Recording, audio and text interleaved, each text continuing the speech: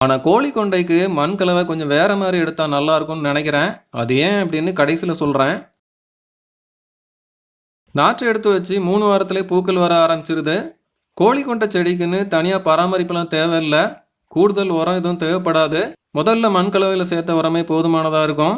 வழக்கம் போல மற்ற செடிகளுக்கு பஞ்சகாவியம் மாதிரி வளர்ச்சி ஊக்கிகள் தெளிக்கும் போது இந்த செடிகளுக்கும் தெளிச்சு வந்தாலே போதும். செடியோட உயரம் இன்னும் கொஞ்சம் கூடுதலா வரணும். நான் தொடக்கத்திலே விதைகள ரொம்ப நெருக்கமா போட்டு, நாற்றுகள் இடமே இல்லாம நீண்டுகிட்டு போனதுல கொஞ்சம் வளர்ச்சி குறைஞ்சிட்டுன்னு தான் சொல்லணும். பூக்கள்ல வழக்கமா வாடாமல்லி கலர்ன்னு சொல்லுவோமே, அந்த நிறத்துல சில பூக்கள், இது மாரி கொஞ்சம் பீச் கலர்ல சில பூக்கள், மஞ்சளும் வெள்ளையுமா கலந்த நிறத்துல சில பூக்கள்னு வந்திருந்தது.